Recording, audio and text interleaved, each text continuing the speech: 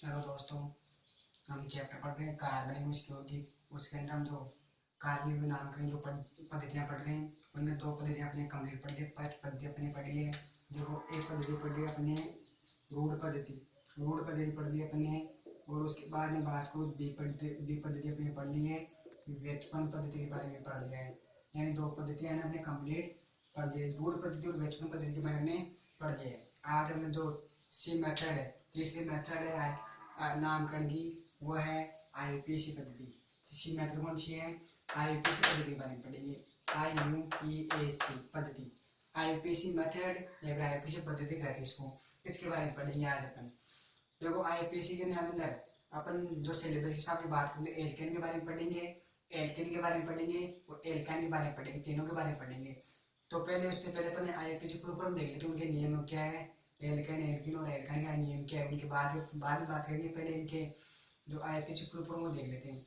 जब IUPAC full form होती है आईयूपीएसी, आईयूपीएसी फुल फॉर्म है। तो आईयूपीएसी पद्धति के अंदर जो कोई कार्बनिक का नामकरण होता है ना, वो सर्वमान्य है। आईयूपीएसी पद्धति के जैसे कोई भी कंपाउंड, उसका नाम जैसे मेथेन है, CH4 नाम का तो मेथेन, वो सर्वमान्य हो, पूरे विश्व के अंदर, पूरे अंतर्राष्ट्रीय क्षेत्र के अंदर फेमस है। वो पूरे विश्व के अंदर नाम उस नाम से जाना जाता है आईयूपीएसी पद्धति के अंदर। तो देखो इसकी फुल फॉर्म क्या होती है? International union of pure and applied chemistry. IUPAC full form क्या होती है? International union of pure and applied chemistry IUPAC full form होती है।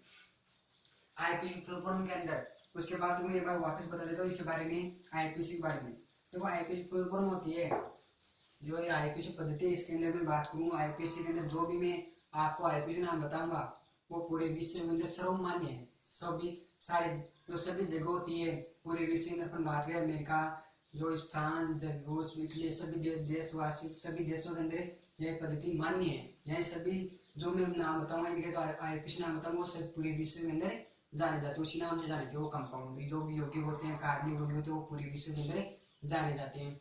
तो अपन देखो आईयूपीएसी पद्धति के अंदर में तो 10th क्लास के सिलेबस के हिसाब से बात करें तो अपन 3 टॉपिक पढ़ेंगे इसके अंदर। तो फर्स्ट टॉपिक पढ़ेंगे तो एल्केन के बारे में पढ़ेंगे अपन। क्या पढ़ेंगे? एल्केन के बारे में, एल्केन के आईयूपीएसी नियम पढ़ेंगे, एल्केन के बारे में पढ़ेंगे। दूसरे पढ़ेंगे अपने एल्केन के पढ़ेंगे, एल्केन के आईयूपीएसी के नियम क्या होते हैं वो पढ़ेंगे। और सी पढ़ेंगे अपन एल्काइन, सॉरी तीसरी पढ़ेंगे अपन एल्काइन। एल्काइन के जो आईयूपीएसी के नियम है वो पढ़ेंगे। एल्केन के पढ़ेंगे, एल्किन के पढ़ेंगे और एल्काइन के जो आईयूपीएसी के नियम क्या होते हैं इन तीनों के बारे में पढ़ेंगे अपन आईयूपीएसी पद्धति के अंदर 10th क्लास सिलेबस के अंदर। देखो अपन पहले मैं बताता हूँ यहाँ पर जो इनके नियम क्या है। देखो अपन फर्स्ट टॉपिक पढ़ेंगे नियम, इन तीनों के जो नियम, इन तीनों के लिए जो नियम लागू होते हैं वो बताएंगे अपन। इन तीनों के लिए जो ये नियम बताऊंगा वो सभी के लिए ना, ये दोनों नियम है ना सभी कंपाउंड के लिए लागू होते हैं। इन तीनों के अलावा भी जैसे अपन हाइड्रोक्सी होते हैं, एल्कोहल वगैरह, उन फॉर्मेल्डिहाइड होते हैं, वो जो 11th 12th क्लास में पढ़ते हैं उनके लिए भी दोनों नियम लागू होते हैं। तो पहले इन दोनों नियमों के बारे में बता देता हूँ, फिर अपन जो इनके पूर्व लगन और अनुलग्न की बात करेंगे। जो पहला नियम क्या है, रूल की बात करें तो फर्स्ट रूल क्या है? देखो सबसे सबसे पहले क्या करते हैं, पहला नियम क्या है? सबसे पहले सबसे लंबी कार्बन श्रृंखला का चयन किया जाता है। सबसे पहले सबसे लंबी कार्बन श्रृंखला का चयन किया जाता है। यानी सबसे पहले क्या करेंगे, आईयूपीएसी पद्धति का पहला नियम क्या करता है? सबसे पहले जो कार्बन श्रृंखला दी गई है उसका चयन करो। आप जैसे मान लो ये दिया गया है इसे C, तो अपन इसको गिनना, पहले सबसे पहले इसका चयन करना। आपको भाई कितनी कार्बन है? 1 2 3 4, इसका आपने लगा अपने चयन करना सबसे पहले। इसके बाद देखो कार्बन की संख्या के आधार पर कार्बन की संख्या के आधार पर उसका पूर्व लगन, पूर्व लगन को इंग्लिश में क्या कहते हैं? प्रीफिक्स लिखा जाता है। एक बार वापस देख लेते हैं इसको। देखो कार्बन की संख्या के आधार पर उसका पूर्व लगन, देखो पूर्व लगन क्या होता है अभी बताऊंगा आपको। पूर्व लगन लिखा जाता है, प्रीफिक्स लिखा जाता है। पूर्व लगन का मतलब होता है पहले लगन। पूर्व लगन का मतलब जैसे अपने हिंदी के अंदर पढ़ते और उपसर्ग पढ़ते हैं, पढ़ते के अंदर क्या करते हैं जो नाम आता है वो बाद में लगाते हैं, वो उपसर्ग में क्या करते हैं पहले लगाते हैं। तो पूर्व लगन का मतलब पहले लगाएंगे वो। पूर्व लगन का मतलब क्या होता है? इनको पहले लिखा जाता है। जैसे इसके अंदर कार्बन के जैसे मैंने उदाहरण बताया 1 2 3 4, 4 कार्बन है, इसका जो पूर्व लगन होता है वो पहले लिखेंगे। जैसे इसको 4 कार्बन को अपन कहते हैं ब्यूट, क्या कहते हैं? ब्यूट, ब्यूट कहते हैं, तो इसको पहले लिखा जाएगा। ध्यान रखना, अभी मैं बताऊंगा इसको ब्यूट कैसे कहते हैं, अभी आपको मैं ये दो नियम बताने के बाद बताऊंगा आपको। तो दूसरा नियम देखते हैं एक बार इसका। कार्बन की दूसरा नियम क्या है? देखो क्या है? कार्बन श्रृंखला में, कार्बन श्रृंखला में बंद कार्बन, ये देखो ये जो मैं बता रहा हूँ दूसरा नहीं, ये एल्केन एल्किन और एल्काइन तीनों के लिए लागू होता है। कार्बन श्रृंखला में बंध की संख्या के आधार पर उसका अनुलग्न लिखा जाता है। कार्बन श्रृंखला जब आप देख लेते हैं इसको, कार्बन श्रृंखला में बंध की संख्या के आधार पर उसका अनुलग्न या सफिक्स, अनुलग्न इंग्लिश में क्या कहते हैं, सफिक्स लिखा जाता है। अनुलग्न का मतलब पीछे या फिर बाद में लिखा जाता है इसको। जैसे पूर्व लोगन क्या करते हैं, पहले लिखते हैं, अनुलोगन को क्या करेंगे, बाद में लिखा जाएगा। किसके आधार पर, देखो बंध की संख्या के आधार पर, बंध कितने वहां पर देखो। जैसे मान लो, जैसे ये उदाहरण, जैसे सी और कार्बन, दो कार्बन इनके बीच में सिंगल बॉन्ड है, तो अपन अनुलग्न क्या लिखेंगे, इसका एन लिखेंगे। क्या लिखेंगे, एन। अगर मान लो दो कार्बन है, इनके बीच में डबल बॉन्ड आ जाए, इसका अनुलग्न क्या लिखेंगे, इन लिखेंगे। क्या लिखेंगे, इन। क्योंकि एक एल्केन होती है, डबल बॉन्ड आ जाता है एल्कीन होती है, और कार्बन कार्बन में ट्रिपल बॉन्ड आ जाए तो अनुलग्न क्या लिखेंगे, अपन आयन लिखेंगे। क्या लिखेंगे, आयन। देखो इनके अनुलग्न पे भी आपको ये दोनों नियम बता रहा हूँ, उसके बाद आगे बताऊंगा आपको। तो पूर्व लगन अनुलोगन की तो बात है यहाँ पर, ये पूर्व लगन आया नया शब्द है और अनुलोगन नया शब्द है, इन दोनों की बात अभी मैं आपको बताऊंगा आपको। तो अपन देखो, अगर आपको ध्यान रखना है, सिंगल बॉन्ड आता तो एन लगाना है, डबल बॉन्ड आता तो इन लगाना है, और ट्रिपल बॉन्ड आ जाए तो आयन लगाना है। देखो अपन अब नेक्स्ट बात करते हैं, अपन एल्केन एल्किन और एल्काइन की अपन आईपीसी पद्धति पढ़ेंगे। एल्केन एल्किन और एल्काइन की आईपीसी पद्धति पढ़ेंगे। तो अपन पूर्व लगन अनुलोगन की बात करते हैं। पहले मैं पूर्व लगन अनुलोगन की क्या होती है, अपन महत्वपूर्ण बिंदु के अंदर पढ़ते हैं दोनों के बारे में। महत्वपूर्ण बिंदु फर्स्ट पढ़ेंगे और महत्वपूर्ण बिंदु सेकंड पढ़ेंगे, दोनों की बात कर लेते हैं अपन आगे।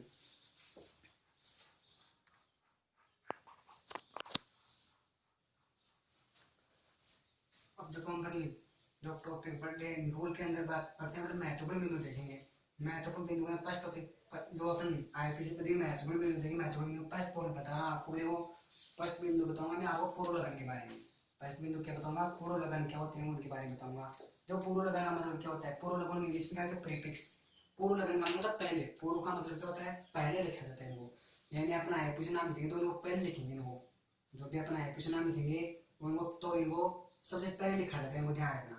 आईपीसी नाम के दिन को पहले लिखा जाता है। देखो कैसे लिखा जाता है, अभी आगे नियम जितने पर नियम पढ़ते जाएंगे वैसे वैसे पढ़ते जाएंगे इनके बारे में। देखो अपन मैं बताता हूँ पूर्व लगन। देखो इसके अंदर अपन एक साथ ही देख लेते, सारे एक साथ देख लेते इनको सभी को। देखो कार्बन की संख्या के आधार पर देखेंगे, कार्बन जो परमाणु होता है पूर्व लगन के अंदर, कार्बन परमाणु की संख्या है और उसकी संख्या के आधार पर देखेंगे कार्बन कितने। देखो एक कार्बन होगा, दो कार्बन होगा, तीन कार्बन होगा, चार कार्बन, उसके आधार पर देखेंगे वो पूर्व लगन लिखा जाएगा उसका। देखो C1 मैंने यहाँ पर सी और एक लिखा है नीचे। क्या लिखा है, सी और एक। पूर्व लगन के अंदर मैंने क्या लिखा है, मेथ लिखा है। यानी मान लो श्रृंखला ऐसी, जैसे मान लो उदाहरण के रूप में बात करें, जैसे सी श्रृंखला आ जाएगी, CH4 आ जाएगी। ऐसे इसके अंदर देखो कार्बन कितना है, एक ही है। कितना कार्बन है, एक ही कार्बन, जिसका पूर्व लगन क्या लिखेंगे अपने, मेथ लिखेंगे। पूर्व लगन क्या लिखेंगे, मेथ लिखेंगे। ऐसे मान लो कार्बन श्रृंखला, उसके अंदर एक कार्बन लिख के क्या लिखा जाता है, पूर्व लगन मेथ लिखा जाता है। ये भाई आपको अगर याद होंगे तभी अपन को आईपीसी नाम आप पाएंगे भाई, ध्यान रखना। अगर आपको आईपीसी नाम सीखने हैं तो इनको याद करना अपने लिए बहुत जरूरी है। तो इनको एक बार ध्यान से वापस देख लेते हैं। देखो देखो कार्बन की तो संख्या एक होती है तो उसको अपन पूर्व में क्या लिखेंगे, मेथ लिखेंगे। अगर कार्बन की संख्या दो होती है, जैसे मान लो ऐसे आ जाए, ऐसे दो कार्बन आ जाए, दो कार्बन है देखो, तो दो कार्बन के पूर्व में क्या लिखेंगे अपन, एथ लिखेंगे। दो कार्बन के पूर्व में क्या लिखेंगे, एथ लिखेंगे। अगर कार्बन श्रृंखला में तीन कार्बन आ जाए, तीन कार्बन ऐसे आ जाए, एक एक दो तीन, तीन कार्बन उसके लिए पूर्व में क्या लिखेंगे अपन, प्रोप लिखेंगे। तीन कार्बन के लिए क्या लिखेंगे, प्रोप लिखेंगे। अगर कार्बन श्रृंखला के अंदर चार ऐसे को श्रृंखला है, ऐसे एक दो तीन चार, चार कार्बन है देखो इसमें। अगर चार कार्बन पूर्व में लिखा जाएगा, पूर्व में क्या लिखेंगे, चार कार्बन के लिए ब्यूट लिखा जाता है। क्या लिखा जाता है, ब्यूट। पांच के लिए क्या लिखा जाता है, पांच से कार्बन आ जाए तो देखो ऐसे पांच कार्बन आ जाए तो क्या लिखेंगे, पूर्व लगन पैंट लिखा जाता है। छह कार्बन आ जाए तो क्या लिखेंगे, छह कार्बन आ जाए तो क्या लिखेंगे अपन, एक्स लिखेंगे। ये बार वापिस देख लेते देखो छह तक। देखो एक कार्बन श्रृंखला के अंदर, एक कार्बन आ जाए श्रृंखला के अंदर तो उसके लिए मेथ लिखते हैं पूर्व लगन। दो कार्बन आ जाए तो एथ लिखते हैं। तीन कार्बन के लिए क्या लिखते हैं, प्रोप लिखते हैं। कार्बन श्रृंखला के चार कार्बन आ जाए देखो तो उसके लिए क्या लिखेंगे, ब्यूट लिखेंगे। पांच कार्बन आए तो पेंट लिखते हैं। छह कार्बन आए तो एक्स लिखते हैं। और श्रृंखला दी हुई होगी उसके अंदर छह कार्बन आएंगे देखो, एक दो तीन चार पाँच छह, छह कार्बन आ गए उसके अंदर। तो छह कार्बन अपन पूर्ण लगेंगे लिखेंगे, एक्स लिखेंगे। देखो सात कार्बन लगेंगे लिखेंगे, हेप लिखा जाता है। सात को श्रृंखला ऐसी बड़ी श्रृंखला दे, सात कार्बन के लिखेंगे अपन, एक दो तीन चार पाँच छः सात, सात कार्बन के लिखेंगे अपन, हेप लिखेंगे। आठ कार्बन आ जाए देखो, आठ कार्बन हो गए इस श्रृंखला के अंदर, आठ कार्बन है तो आठ कार्बन आ गए तो उसके लिए पूर्ण लिख के अपन ऑक्ट लिखेंगे। क्या लिखेंगे, ऑक्ट। नो के लिए क्या लिखा जाता है, नॉन लिखा जाता है। और 10 कार्बन आ जाए तो डेक लिखा जाता है भाई। ऐसे 9 कार्बन आ जाए तो नॉन लिखा जाता है, और 10 कार्बन आ जाए तो डेक लिखा जाता है। उसके लिए ध्यान रखना भाई। एक बार वापस देख लेते हैं। अगर अपन को ये याद होंगे पूर्व लगन इनके कार्बनिक संख्या के आधार पर, तभी अपन आईपीसी नाम लिख पाएंगे। तो अपन को याद होना बहुत जरूरी है भाई। तो अपन बात करते हैं, देखो दोस्तों इसके लिए देखो अपन को याद करने के लिए अपन को ये 6 तक तो आपको याद होनी चाहिए। अगर आप भविष्य के अंदर याद नहीं आता तो भविष्य के अंदर नहीं बोले तो अपन को 10 तक याद पूरी कंप्लीट करनी ही है। भविष्य के अंदर इनको बार बार पढ़ना पड़ेगा आपको। तो इसलिए इससे बेटर है कि अपन अभी याद कर लेंगे। देखो एक कार्बन के लिखा जाता है में लिखा जाता है, 2 कार्बन के लिए एट, 3 के लिए प्रो, 4 के लिए ब्यूट, 5 के लिए पेन, 6 के लिए हेक्स, 7 के लिए हेप्ट, 8 के लिए ऑक्ट, 9 के लिए नॉन, 10 के लिए डेक लिखा जाता है। 10 के लिए क्या लिखा जाता है, डेक। एक बार देखो 6 तक वापस देख लेते हैं, क्योंकि 6 तक अपन इस सिलेबस के अंदर 6 तक पढ़ेंगे अपन। 10th क्लास सिलेबस के अंदर 6 तक है जो पूर्व लगन उनके बारे में पढ़ेंगे अपन। तो 1 के लिए क्या लिखा जाता है, मेट, 2 के लिए एट, 3 के लिए प्रोप, 4 के लिए ब्यूट, 5 के लिए पेंट, 6 के लिए हेक्स। ऐसी को श्रृंखला आ जाएगी उसके अंदर 6 कार्बन होंगे तो इसके लिए हेक्स, 1 कार्बन आएंगे तो मेट, 2 कार्बन आएंगे तो क्या लिखेंगे एट, 3 कार्बन आ जाएंगे तो प्रोप, 4 आ जाएंगे तो ब्यूट लिखेंगे, 5 आ जाए तो पेंट लिखेंगे, 6 आ जाए तो हेक्स लिखेंगे। ऐसे इनके पूर्व लगन के बारे में बता दिया। अब महत्वपूर्ण बिंदु के अंदर अपन दूसरा पॉइंट पढ़ेंगे अनुलगन। महत्वपूर्ण बिंदु पढ़ेंगे, उसके अंदर पहला पॉइंट पढ़ा अपने पूर्व लगन। अब दूसरा बिंदु पढ़ेंगे अपन अनुलगन के बारे में पढ़ेंगे भाई।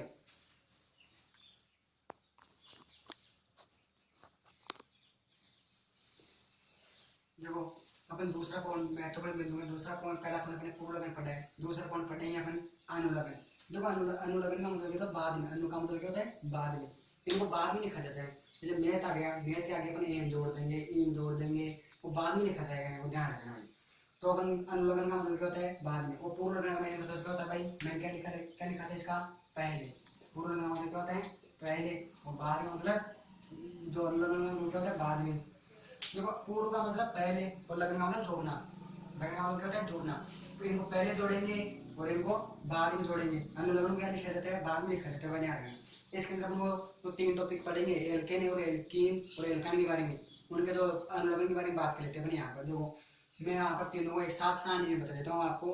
जो अणु में उपस्थित कार्बन परमाणु, अणु में कार्बन कार्बन परमाणु के मध्य बंध की संख्या, यानी अणु के अंदर जो कार्बन श्रृंखला अपने के अंदर है, उनके कार्बन परमाणु के अंदर बंध कौन सा है। देखो ये होता था आपको, जैसे एक कार्बन है एक कार्बन, इन दोनों के बंध कौन सा है। देखो एकल बंध है, डबल बॉन्ड है या फिर ट्रिपल बॉन्ड है। इसके बारे में अपन को बात करना है भाई। एकल बंध होगा तो वो एल्केन है, अगर ऐसे डबल बॉन्ड देगा तो वो एल्कीन है, और ये ट्रिपल बॉन्ड आ जाएगा कार्बन कार्बन में दे तो वो एल्काइन है। तो इनकी बंध की संख्या के आधार पर इनका पूर्व लगन जो अनुलग्न की बात करते हैं उसके बारे में बात कर लेते हैं अपन। देखो और अनुलग्न यानी अनुलग्न इंग्लिश में क्या कहते हैं, सफिक्स करके भाई ध्यान रखना।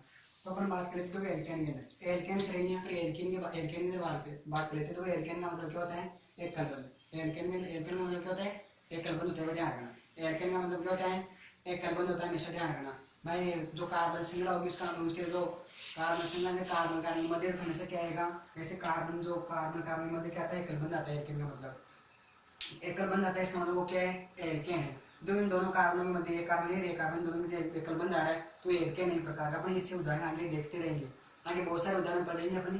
तो एल्केन का मतलब क्या होता है एकल बंध होता है। मैं कार्बन कार्बन मध्य क्या आएगा एकल बंध आएगा तो वो एल्केन है।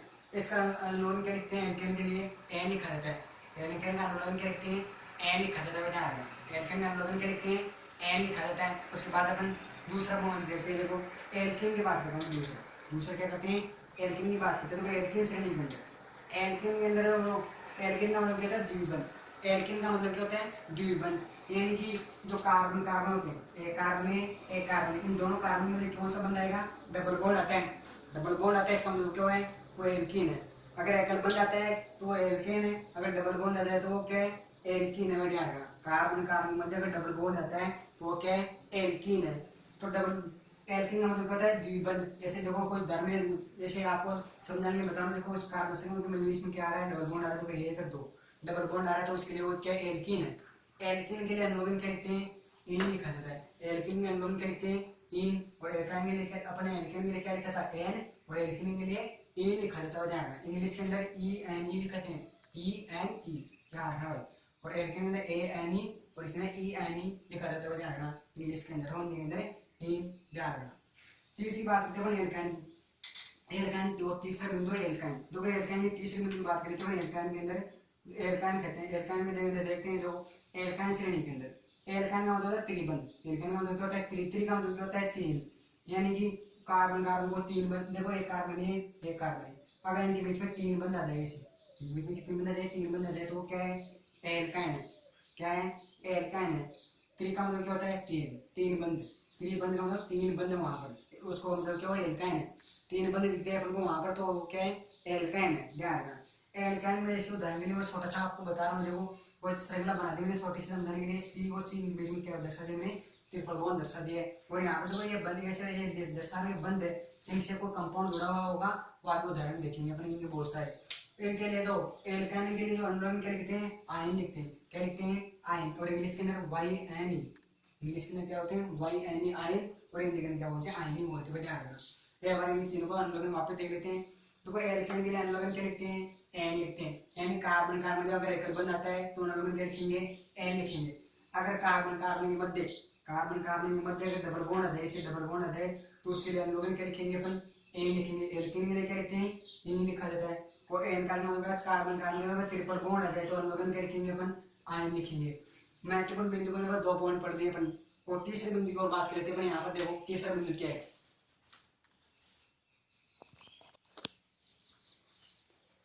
देखो महत्वपूर्ण बिंदु के पूर्व लगन अनुलग्न के बाद अपन तीसरा बिंदु देख लेते हैं, प्रतिष्ठा के बारे में। जो प्रतिष्ठा की, प्रतिष्ठा को इंग्लिश के अंदर कहते हैं सब्स्टिट्यूशन कहते हैं इंग्लिश के अंदर। जो तीसरा बिंदु पढ़ेंगे मैं कुछ महत्वपूर्ण प्रतिष्ठा की, कुछ महत्वपूर्ण प्रतिष्ठा के कौन कौन से हैं उनके बारे में अपन बात करते हैं। यहाँ पर महत्वपूर्ण प्रतिष्ठा के कौन कौन से हैं, कुछ महत्वपूर्ण प्रतिष्ठा के कौन कौन से। तीसरा बिंदु क्या अपना प्रतिष्ठा के, प्रतिष्ठा पे वो अपन को याद, देखो अपन को आईपीसी नाम सीखने हैं तो मैंने आपको जो पूर्ण करने बताया वो आपको कंप्लीट याद होनी चाहिए। पहली बात तो जो मैक टेट प्रो ब्यूट के बारे में बताया वो कंप्लीट याद होनी चाहिए। उसके बाद मैंने आपको 10th क्लास की सारी बात करूँ तो उसके अनुलग्न बताया मैंने, एल्केन के अनुलग्न एन बताया, एल्किन का इन बताया, एल्काइन का इन बताया, अनुलग्न पता होना चाहिए आपको। उसके बाद तीसरा बिंदु आईपीसी के लिए तीसरा महत्वपूर्ण बिंदु की बात करें तो प्रतिष्ठा के बारे में नाम, उसके प्रतिष्ठा का नाम पता होना चाहिए। इस प्रतिष्ठा का किस प्रतिष्ठा का क्या नाम होता है वो याद होनी चाहिए आपको, तब आपको आईपीसी नाम आराम से आ जाएंगे। फिर अपन जो ये प्रतिशत बताने के बाद आपको आईपीसी पद्धति के अंदर में रूल बताऊंगा 4-5, उसके बाद आपको आईपीसी नाम आ जाएंगे भाई आपको। इसके अलावा भी आपको बुक के अलावा महत्वपूर्ण क्वेश्चन और हल करवाऊंगा, जो महत्वपूर्ण क्वेश्चन है वो हल करवाएंगे। आईपीसी पद्धति से संबंधित या फिर जितना अपने मैंने चैप्टर पढ़ा दिया उसी संबंधित आपको महत्वपूर्ण क्वेश्चन करवाऊंगा। तो अपन पहले इनकी बात कर लेते हैं प्रतिस्थापन की। देखो जैसे आपको ऐप दिख जाए, ऐप का वो अपन नाम करें तो वैसे फ्लोरीन होता है भाई, ऐप का नाम क्या होता है, फ्लोरीन होता है। ऐप का जो अगर प्रतिष्ठा रूप में ऐप होता है तो उसका प्रतिष्ठा रूप में नाम क्या लिखेंगे, फ्लोरो लिखेंगे। ऐप का नाम क्या लिखेंगे अपन, प्रतिष्ठापित रूप में, तो प्रतिष्ठापित जो एक प्रतिष्ठापित अपना प्रतिष्ठापित आ जाए तो ऐप आ जाए तो उसका नाम क्या लिखेंगे, फ्लोरो लिखेंगे। सीएल आ जाए तो क्लोरो लिखेंगे, सीएल आ जाए तो क्लोरो लिखेंगे, बीआर आ जाए तो ब्रोमो लिखेंगे, और आई आ जाए तो आयोडो लिखेंगे। एक बार आप भी देखते हैं तो आपको प्रतिस्थापन में ऐप दिख जाए तो उसका नाम क्या लिखेंगे, फ्लोरो लिखेंगे। सी ए दिख जाएगा तो क्लोरो लिखेंगे, बी आर दिख जाएगा तो ब्रोमो लिखेंगे, और आई दिख जाएगा तो आयोडो लिखेंगे। उसका प्रतिस्थापन का नाम क्या लिखेंगे अपन, आयोडो लिखेंगे। बी आर का क्या लिखेंगे, ब्रोमो। सी एल का क्लोरो, ऐप का फ्लोरो लिखेंगे। NO2 दिख जाए आपको, NO2 का नाम क्या होता है, नाइट्रो। क्या नाम होता है, नाइट्रो लिखेंगे। अगर NO2 आपको कार्बन से लगे जैसे NO2 दिख जाए ऐसे, यहाँ पर NO2 लिखा हुआ दिख जाए ऐसे, तो यहाँ पर इसका प्रतिस्थापन का नाम क्या लिखेंगे, अपन नाइट्रो लिखेंगे। और यहाँ पर ऐप दिख जाएगा तो क्या लिखेंगे, फ्लोरो लिखेंगे। और यहाँ पर अपन को सी दिख जाएगा तो क्लोरो लिख देंगे। यहाँ पर बी आर दिख जाएगा तो क्या लिखेंगे, ब्रोमो लिख देंगे। अगर यहाँ पर अपन को आई दिख जाएगा तो अपन क्या लिखेंगे, आयोडो लिख देंगे उस प्रतिस्थापन का नाम। और NO2 दिख जाएगा तो नाइट्रो लिख देंगे। इसके बाद अपन नेक्स्ट लिखेंगे, देखो जो टोटल प्रतिस्थापन बता रहा हूँ, टोटल प्रतिस्थापन में 10 बता रहा हूँ, 10 में से 5 तो आपको याद होनी चाहिए। 10 में से 10 में अगर आपको 10 में 10 याद नहीं होते तो मैं आपको जो बता रहा हूँ 8 तो याद होने चाहिए कि नहीं, मतलब 5 तो ये और 3 ये आगे वाले भाई। टोटल प्रतिस्थापन में आपको 10 बता रहा हूँ। देखो एक, दूसरा ये है क्लोरो, तीसरा है ब्रोमो, और चौथे की बात करूँ तो मैं आयोडो है, और पांचवे की बात करूँ तो मैं नाइट्रो है, और छठे की बात करते देखो छठा से सातवां, आठवां, नौवां और 10वां। अगर आपको प्रतिष्ठापन को ये नाम याद हो गए तो आपको आईपीसी नाम पद्धति में ज़्यादा दिक्कत नहीं आएगी। आप आसानी से आईपीसी नाम सभी कार्बनिक यौगिक होते हैं जिन्हें जो भी इनके आईपीसी नाम आप आसानी से लिख सकते हो। देखो अपने बात करते हो CH3 की, CH3 की बात करते हैं अपन। तो CH3 का प्रतिस्थापन ग्रुप CH3 दिख जाएगा अपन को प्रतिस्थापन ग्रुप में, तो उसका नाम क्या लिखेंगे अपन, मेथिल लिखेंगे। देखो ऐसे आ जाएगा क्वेश्चन ऐसे, जैसे ऐसे आ जाए CH3 CH CH3 CH3। देखो अपन नंबरिंग करेंगे तो ऐसे करेंगे 1 2 3 1 2 3। अपन को प्रतिशत क्या दिख गया, CH3 दिख गया, तो इसका नाम क्या लिखेंगे अपन, मेथिल लिखेंगे। वहाँ पर ऐसे सेकंड लगे तो काउंट नहीं होना चाहिए, नहीं मतलब मैं आपको जो नियम बताऊंगा वहाँ पर तुमको वहाँ पर समझ में आएगा ही। बस आप यही देख लो भाई, CH3 को नाम अपन क्या लिखेंगे, मेथिल लिखेंगे। वहाँ पर जो CH3 दिख जाएगा अपन को, तो CH3 का अपन प्रतिशत में नाम क्या लिखेंगे, मेथिल लिखेंगे। अगर आपको प्रतिष्ठा के रूप में CH3 दिख जाए, इसको दूसरा नाम क्या होता है, C2H5। इसको दूसरा सूत्र होता है, जोड़ के लिख लो इनको। पर 2 कार्बन है तो 2 लिख दिए C2। 5 हाइड्रोजन कितने टोटल, 3 है, 2 5 5 हाइड्रोजन लिख दिए। ऐसा दिख जाए आपको प्रतिष्ठा, तो उसका नाम क्या लिखेगा, मैं एथ लिखेंगे। अगर आपको ऐसा प्रतिष्ठा दिख जाए CH2 ऐसा प्रतिष्ठा का नाम क्या लिखेंगे, मैं प्रोपी लिखेंगे। यहाँ तक आपको आर तक तो याद होनी चाहिए, वो ध्यान रखना। 10th क्लास सिलेबस के अंदर अपन बात करें ना, तो आर तक मैं बता रहा हूँ प्रतिशत, वो याद होनी चाहिए। जो CH3 का नाम क्या लिखेंगे, मेथिल। CH2 CH3 का नाम क्या लिखेंगे, एथिल। और CH2 CH3 का नाम क्या लिखेंगे, प्रोपिल। और देखो एक दो एक्स्ट्रा और देख लेते हैं अपने यहाँ पर। जो CH3 इसका नाम मैंने पहले बताया था। इसको ऐसे समूह क्या कहते हैं अपन, आइसो कहते हैं। ऐसे समूह क्या कहते हैं अपन, आइसो। 3 कार्बन के लिए पर प्रोपिल। इस एक ऐसा समूह लिखते हैं, उसका नाम क्या लिखेंगे अपन, आइसोप्रोपिल। प्रतिष्ठा के रूप में नाम लिखेंगे। इसके बाद आपको ऐसा लिख जाए CH3 इसका नाम क्या लिखेंगे, मैंने ब्यूटिल लिखेंगे। ऐसा कोई प्रतिशत दिया जाए, इसका नाम क्या लिखेंगे, ब्यूटिल। और ऐसा प्रतिशत दिया जाएगा तो अपन आइसोप्रोपिल लिखेंगे। तो एक बार देखो वापस बता दो आपको, एफ का फ्लोरो लिखेंगे, Cl का क्लोरो लिखेंगे, Br का ब्रोमो लिखेंगे, I का हाइड्रो लिखेंगे, NO2 का नाइट्रो लिखेंगे, और CH3 का मेथिल लिखेंगे, CH3 का एथिल लिखेंगे, और CH3 लिखेंगे, प्रोपिल लिखेंगे। और ऐसा समूह दिख जाएगा तो अपन वो आइसोप्रोपिल लिख देंगे। और ऐसा समूह दिख जाएगा उसका नाम ब्यूटिल। प्रतिस्थापन रूप में उसका प्रतिस्थापन रूप में इसका नाम क्या लिखेंगे, मैंने ब्यूटिल लिखेंगे। मैंने आपको प्रतिस्थापी जो महत्वपूर्ण बिंदु है, पोल लगाना, अणु लगाना और प्रतिस्थापन के बारे में बताया है। अब अपन नेक्स्ट टॉपिक पढ़ेंगे एल्केन के बारे में। तो अपन नेक्स्ट वीडियो में अपन एल्केन जो आईपीसी नाम के जो नियम है उसके बारे में अध्ययन करेंगे। धन्यवाद।